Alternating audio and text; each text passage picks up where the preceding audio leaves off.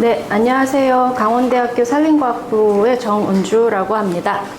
예, 오늘 제가 김범철 교수님께서 이 주제를 주시면서 좀 와서 발표를 해달라 하셔서 저는 강원도에서 하는 줄 알고 서울까지 제가 이렇게 진출을 하게 될 줄은 몰랐습니다. 예. 우선, 네. 예. 근데 이제 주로 산불 피해 입는 곳이 강원도, 이제 경북 이런 쪽이라서 이거가 이제 그런데도 불구하고 전 국민의 관심을 받는 것이니까 이거는 전국의 일이나 마찬가지다라는 생각을 했습니다. 예, 이렇게 좀 발표를 하려고 하고요. 오늘의 질문 내용이 이건 것 같아요. 산불에 강한 숲을 만들 수 있을까? 그럼 산불 저감형 숲을 만들어야 한다라는 미션이죠. 저희들한테 주어진 미션이 아닌가 생각을 해서 이런 그림들이 이제 계속 나오는데, 제가 지난번에도 다른 토론회를 갔었는데 거기서는 산불 저감숲이라는 말은 쓰진 않았었던 것 같아요. 그런데 요번에 제가 참 마음에 드는 단어였어요. 저감숲. 왜냐면은 산불은 날 수밖에 없다라는 명제를 갖고 있다는, 그 전제를 갖고 있다는 것에 대해서, 그래, 그러면은 내가 산불을 안 나게 할 수는 없으니까 그런 것으로 접근해 볼 수 있다라는 생각을 해서, 예. 그래서 이제 이거를 이제 말씀하시는데, 앞에 두 분은 이제 산불 가서 연구하신 거에 대해서 이제 말씀을 하셨는데, 저는 이제 산림과학을 하는 사람이잖아요. 그래서 산림과학의 입장에서 이 산불, 산을 보는 입장에 대해서 말씀을 드리기 위해서 조금 사전 지식으로 몇 개를 좀 준비를 해봤습니다. 먼저 산불이라는 얘기를 할 때요, 산불의 발생과 그 다음에 산불의 대형화, 확대, 이 두 가지 단계로 조금 생각을 해야 되는데, 먼저 산불이 일어나는 원인부터 먼저 좀 생각을 해봤으면 좋겠어요. 먼저 산불이 일어나는 원인 두 가지가 이제 기후 요인과 이제 인간 요인이 있는데, 기후 요인은 뭐 여지까지 뭐 많이 얘기했던 거라서 온도 상승, 강수가 불균형하고, 그 다음에 산불 시즌이 점점 장기화되고, 그 다음에 바람의 강도가 또 특히 증가되고, 더군다나 강릉이나 이쪽 동해안 쪽은 이제 그 양간지풍이라든가 이런 것 때문에 건조하고 아주 센 바람이 불기 때문에 이런 일들이 벌어지고 있고요. 그 다음에 저는 다른 데서도 저한테 뭐 말을 하라는 발언의 기회가 없었기 때문에 말씀은 못 드렸지만, 저는 이게 제일 문제라고 생각을 해요, 사실은. 왜냐하면 인간 요인이거든요. 아까 신 교수님 보여주신 그 산불의 원인들도 보면 성황당 불, 뭐 촛불 등등, 그 다음에 민가에서 튀어나간 불, 이거거든요. 충분히 막을 수 있는 것들이었거든요. 근데 그런 것들에 대해서, 그거는 인간이 내 행동 패턴 뭐 이런 것들이기 때문에 기본적으로 제일 큰 문제는 실화였어요. 그러니까 이 실화를 줄이는 방법이 첫 번째로 해야 된다라고 저는 생각을 하고, 그 다음에 주로 이제 이 산림 지역의 농림 경계 지역에서 나오는 것들이 조금 많이 있었습니다. 그 다음에 이제 요즘에 걱정하는 게 왜 이렇게 산불이 더 커지냐. 그거에 대한, 원인을 이제 침엽수로 돌리기 시작을 한 거죠. 그렇죠? 그래서 그거에 대한 갑론을박이 굉장히 많았었습니다. 그럼 산불은 왜 더 커지냐? 그것도 첫 번째는 기후 요인이기는 합니다. 아까 말씀드렸던 그런 요인들이 있고요. 그리고 그 다음에 이제 요 산림의 구성과 구조 요인에서 지금은 침엽수를 이제 말씀을 주로 많이 하셨는데, 저희가 이제 산림과학 분야에서 이제 이렇게 좀 나눠서 볼 때에는 구성, 구조, 관리 뭐 이런 부분으로 조금 고민을 해 볼 수 있는데요. 이런 것들이죠. 이렇게. 이거 어떤 분이 이 무덤이라고 말씀하시는, 이거 재성충 잘라놓은 피해목들 이렇게 쌓아놓는데, 저도 저거는 좀 다른 방법이 필요하지 않을까 하는 그런 제기는 사실 환경 분야에 계신 분들 뿐만 아니라 산림 분야에 계신 분들도 이 제기를 해요. 문제 제기를 하는데도 아직 어떤 방법들을 찾지 못하지 않았나라는 생각은 좀 하고 있습니다. 그래서 이런 것들을 종합을 해보면 산불에 취약한 숲은 먼저 인간 활동에 영향을 받는 산림이 제일 취약합니다. 그래서 이런 데죠. 이거 지금 소나무 재선충 때문에 더군다나 이렇게 됐는데 이제 얘가 연료가 되겠죠. 더 잘 타는 연료가 되고 이렇게 지나다니면서 나오는 실화에 의해서 엄청나게 이제 불이 붙기 시작을 하면 그 다음에는 이제 사람이 컨트롤할 수 없는 상태가 되는 거죠. 그래서 이런 것들이 산불에 굉장히 취약한 숲이 되거든요. 농경지 옆, 도로 옆, 사람이 쉽게 다닐 수 있는 이런 곳. 그리고 그 다음에 이제 산림 구조의 문제로서 연료가 많이 쌓여 있는 산림이죠. 그래서 소나무 재선충 피해목 아까 보신 것, 그 다음에 마른 낙엽이 아주 두텁게 쌓여 있는 그런 산림. 그리고 관리되지 않은 산림도 문제는 됩니다. 아까 말씀하셨던 것처럼 나무 사이 공간이 너무 좁아서 밀도가 높은 산림이거나 아니면 병들거나 죽어 있는 나무가 방치되어 있는 그런 숲들. 그리고 그 다음에 이제 말씀드릴 수 있는 게 이 침엽수가 있는데 이 소나무 단순림, 소나무에 대한 이런 것들이 취약한 숲이라고 할 수 있겠습니다. 그래서 산불 발생과 확대를 줄이는 방법을 좀 저는 단계별로 좀 생각을 해봐야 된다라고 생각을 하는데, 그러니까 저희는 지금 오늘 세 분 발표하시는 분 다 학자들이잖아요. 그러니까 실제로 이런 일을 해야 되는 것은 이제 산림청이라는 그런 기관이겠죠. 예, 국가기관에서 이런 일들을 하게 되는데, 맨 먼저 기후변화를 줄여야 되는데, 이거는 정말 어려운 일이거든요. 예, 어려운 일이에요. 그러나, 그래서 제가 산림과학을 하고 있는 사람이 할 수 있는 규모는 아닌 것 같아요.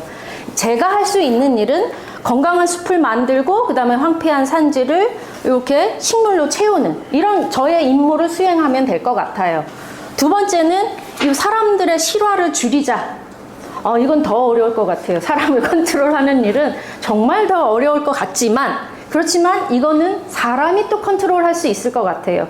그래서 사람의 일이기 때문에 좋은 정책을 펴면 될 것 같아요. 그래서 이런 거에 훨씬 더 좀 많이 신경을 써줬으면 좋겠고, 그 다음에 산불이 또 동시다발로 일어나잖아요, 보통은. 사실은 이제 요 가을 시즌 들어가면서 지금 산불 조심 기간이거든요. 예.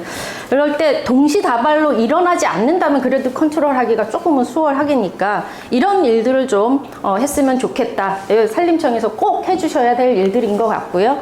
그 다음에 이제 산림을 바꾸자 하고 침엽수는 줄이고 많은 화렵수를 심자라는 주제로 오늘 이 말씀을 하시는 것 같고, 그걸 저는 이제 산림과학을 하는 사람으로서 그 방법으로 제가 하는 전공 방법으로 접근할 수 있지 않을까 해서 요걸 조금 말씀드리도록 하겠습니다. 먼저 이제 산림과학을 기반으로 해서 해결책을 한번 생각을 해봤는데, 첫 번째 이제 고려해야 될 사항들이 여러 개 있는데요. 먼저 산림의 구성이 지금 말씀하시고 있는 침엽수와 화렵수, 그리고 그 다음에 그 아래에 있는 것들도 생각을 해야 되겠죠. 그 다음에 산림의 구조도 중요한데, 산림의 구조는 제가 이게 일반인을 대상으로 하다 보니까 지금 보시는 분들은 다 아시겠지만, 예, 일반인들을 대상으로 이제 사실 준비를 했었는데, 이렇게 수직적인 구조가 있고 수평적인 구조가 있고, 그 다음에 이 공간적으로 어떻게 배치가 되어 있는가, 이런 구조들도 생각을 해야 되고, 그 다음에 산림의 환경 요인들이 있죠. 기후, 토양. 예, 토양 같은 거는 신 박사님 다 말씀해 주셨고, 그 다음에 이 산림의 기능에 대한 것도, 예, 생태적인 기능, 공익적 기능, 이런 것들도 이제 고려를 해야 되겠죠.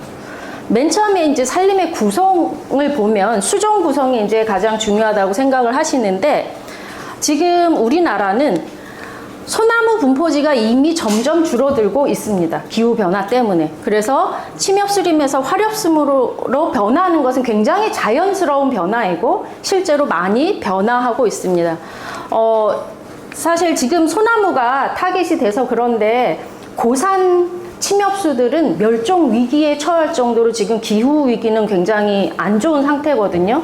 사실 9월 달에 제가 그 유프로에서 하는 세계 총회를 갔다 왔는데, 거기는 고산 침엽수를 어떻게 보존할 것인가, 예, 제주도에서 구상나무 어떻게 보존할 것인가에 대한 고민을 하고 왔는데, 여기 와서는 지금 침엽수 줄이고 화렵수를 하자. 물론 같은 대상의 산지는 아니기 때문에 다른 얘기긴 합니다.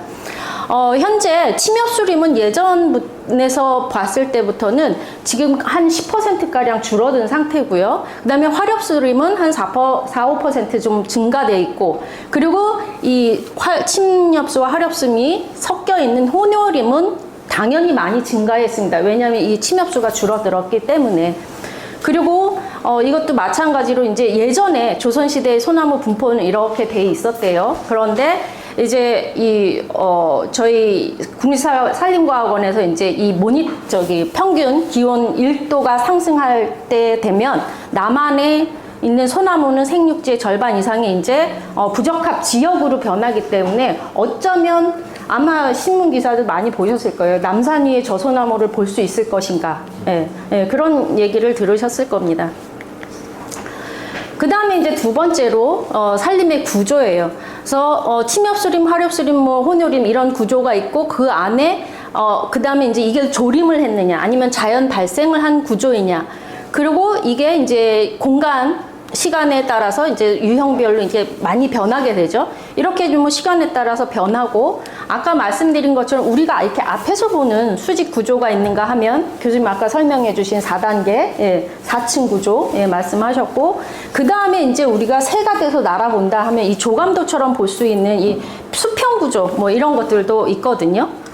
그래서 시간이 지나면 이러한 것들이 이렇게 변하게 됩니다. 수직 구조. 굉장히 빨리 보내버리는데 이렇게 예, 수평 구조가 예, 변화하게 되죠. 그래서 저희들이 그러니까 산림과학에서 이제 산림과학이라고 하는 그 부분은 저희가 사실은 임학이거든요. 그러니까 임업을 위해서 어떻게 이 숲을 생태적으로 잘 자연을 해치지 않으면서도 여기에서 경제적 활동을 잘 할 수 있는가에 대한 고민을 하는 것이기 때문에 저희도 기본적으로 이 생태학을 이해하지 않으면 안 되는 것은 맞습니다. 그래서 실제 이렇게 3차원으로 보게 되면 보면 이제 시간이 지남에 따라서 이렇게 예, 변하게 되는 거죠. 그래서 숲이 점점 빽빽해지고 중간중간 이렇게 죽는 예, 이렇게 중간중간 죽는 나무도 생기게 되고 이게 이제 자연의 현상이죠. 그리고 그 다음에 이제 산림의 환경 요인을 보면 이건 뭐 제가 더 이상 말씀드리지 않아도 앞에서 많이 말씀을 하셔서 우리나라 산림 토양은 주로 이제 이 대표적으로 갈색 산림 토양이 제일 많고요. 그 다음에 동쪽은 산악 지역으로 높고 그 다음에 서쪽은 낮은 지역이 이렇게 되어 있고 그리고 산악이라는 곳이 이 미세 환경이 굉장히 많이 다르기 때문에 같은 산이 있는 줄기에서도 방향에 따라서 어떤 나무가 살고 있는지 우점을 하고 있는지 이런 것들이 좀 많이 다르죠. 그리고 그 다음에 이제 앞에서 이규성 교수님께서 이거 문제다 이 말씀 많이 하셨는데 예, 저는 우선은 이게 점점 증가한 건 아니고요. 목재 요게 점점 증가한 거는 아니고요. 요게 보니까 이게 24년도에 새롭게 이 기능도를 새로 이제 조금 리프레시를 했더라고요. 업데이트를 하면서 넣는 파라미터가 좀 다르다 보니까 목재 생산이 가능한 곳이 늘어났어요. 근데 그 이유가 왜 그러냐면 말씀하셨다시피 우리나라의 이제 토양들이 오랜 시간이 지나면서 토양이 좀 좋아진 거예요. 그러니까 여기다가는 목재를 심으면 예전에 목재 생산을 못했던 것도 지금은 목재 생산할 만큼 좋아졌다라는 의미가 돼서 이렇게 조금 높아지기는 했지만 이거는 점점 증가한 건 아니고 이번에 다시 만들면서 이렇게 된 것 같습니다. 그래서 그거는 조금 그런데 저는 이 기능도가 이게 문제가 있다고는 하지만 기본적으로 이게 중요하다고 생각하는 이유는 뭐냐면 이 백두대간을 중심으로 해서 이런 데는 지금 자연환경 보존림이기 때문에 건들질 않아요. 예, 건들지 않고 어떻든 보존을 하기 위해서 가지고 있는 거거든요. 그리고 그 다음에 뭐 수원 함양이라든가 생활환경 보전 같은 경우도 이것도 생활환경 보전이기 때문에 이렇게 임업 활동을 할 수 있거나 그런 것들은 아니거든요. 그러니까 이 지금 40%를 뺀 나머지는 지금 앞에서 말씀하신 두 교수님의 그 내용으로 충분히 갈 수 있는 것들이에요.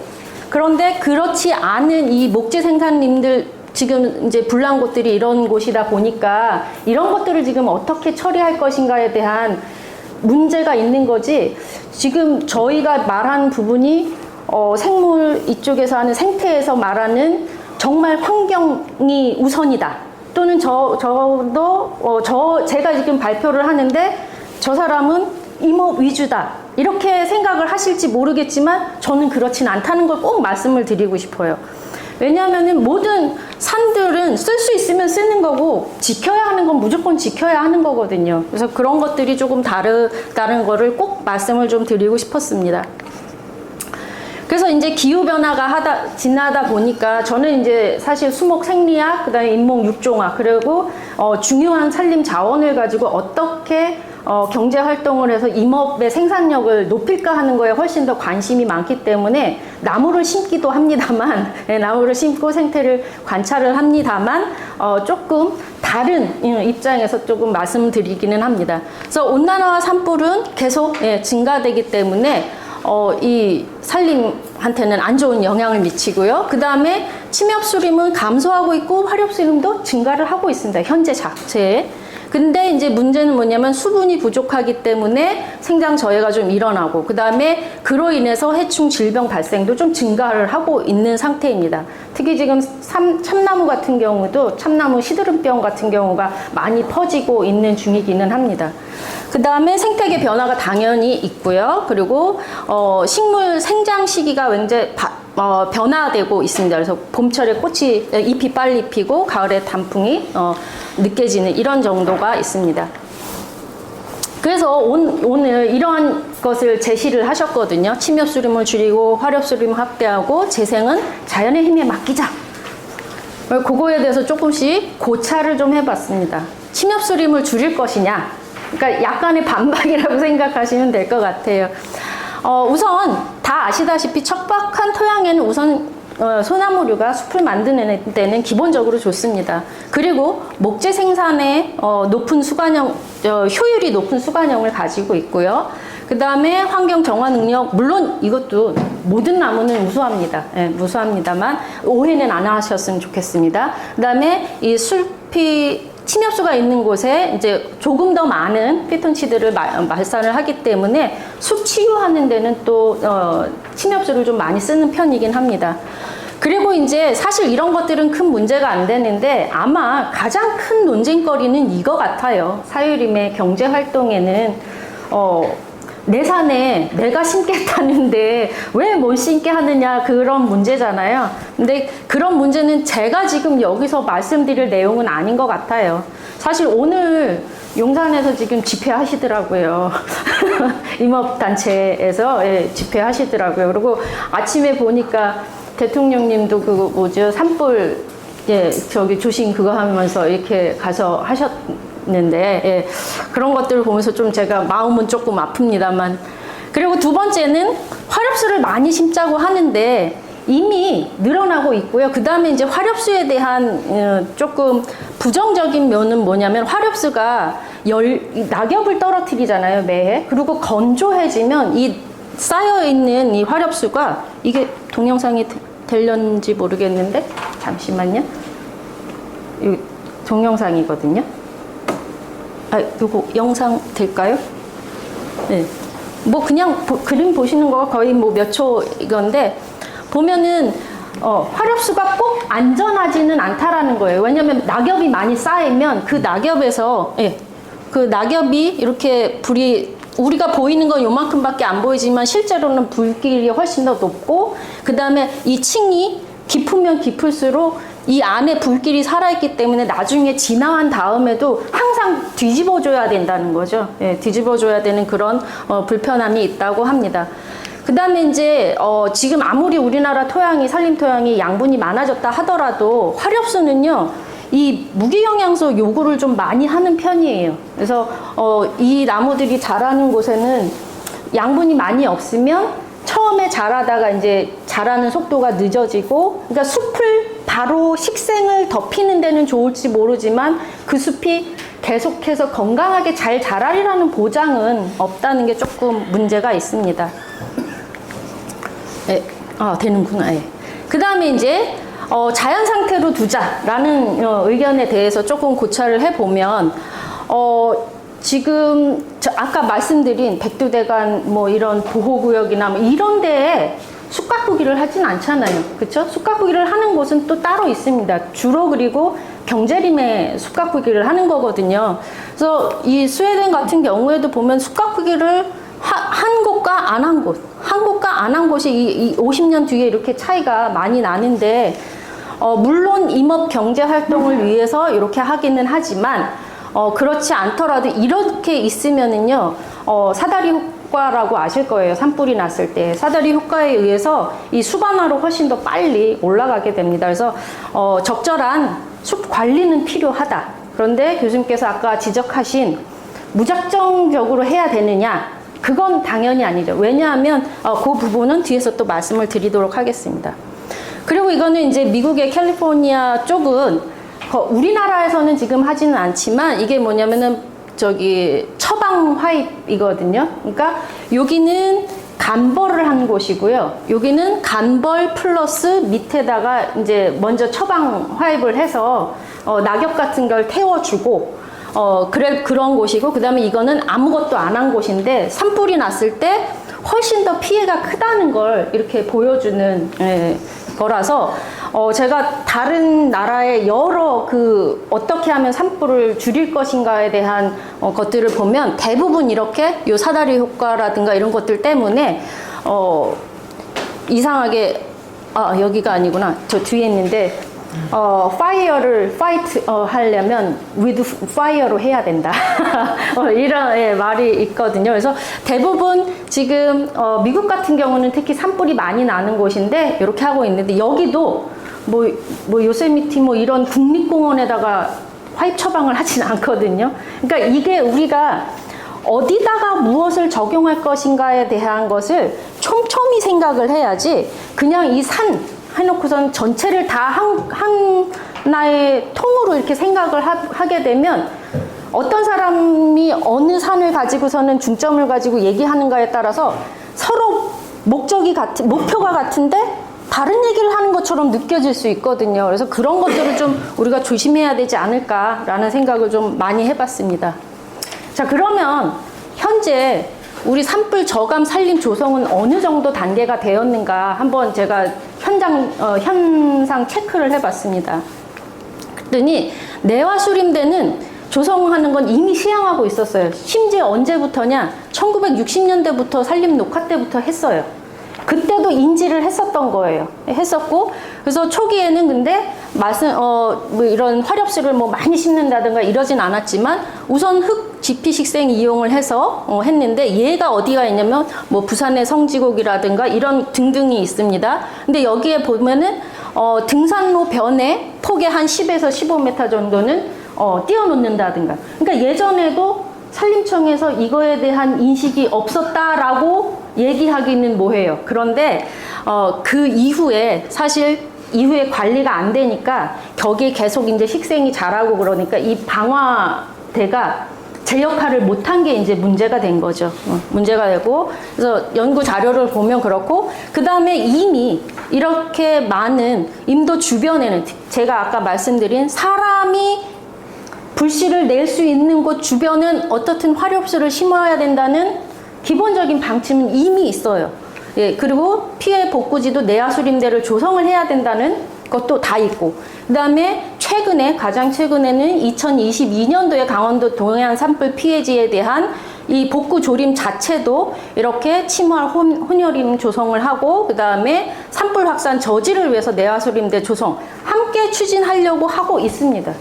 그러니까 이분들이 인지를 못하고 있다라고만 얘기할 수는 없는데, 그렇지만 물론 비판의 포인트는 있죠. 예. 그래서 그 다음에 이게 이제 비판의 포인트이긴 한데, 약간 이렇게 생활권 주변에 우리는 그냥 이렇게 단순하게 화렵수만 심는다라고 하지만 실제 외국 같은 경우에는 이 존을 나눠 놓거든요. 예, 존 얼만큼의 멀리에서 할 것인가, 그래서 단계별로 존을 좀 나눠 놓습니다. 그러니까 치밀하지 못하다는 건 확실히 문제가 있지 않나라는 생각을 하고, 아까 말씀드린 fight fire with fire를 한다는 거죠. 예. 그 다음에 이제 두 번째, 그러면은 산불 저감 조림 그러니까 산불이 일어난 이후에 그럼 산림 조성을 어떻게 하고 있는가를 이제 산림청의 것을 봤는데, 이 사진은 너무 유명해서 이제 다 아시겠죠. 왼쪽은 자연보건이고 뭐 오른쪽은 조림해서 산림청이 굉장히 우리가 조림 잘했다라고 하는 곳이고, 이제 환경 하시는 분들은 마음에 안 들어 하시는 사진이기도 하고 그렇긴 한데, 아무튼 시험으로서는 굉장히 중요한 의미를 갖는 건 맞다고 저는 생각을 합니다. 그리고 실제 이제 최근 5년간 어떻게 조림을 했는지, 복원은 어떻게 했는지, 조림은 어떻게 했는지 이제 통계 자료를 제가 받았거든요. 받아서 보니까 자연 복원을 훨씬 더 많이 하고 있어요. 특히 국유림 같은 경우에는 자연 복원이 거의 80~90%예요. 네, 80~90%고, 그 다음에 사유림이 조림 복원을 하는 것도 이제 사유림의 대부분 이렇게 있는 거니까, 이거는 저기 산림과학자로서는 제가 노 코멘트 하겠습니다. 이거는 정책적인 얘기이기 때문에 저는 노 코멘트를 하겠습니다.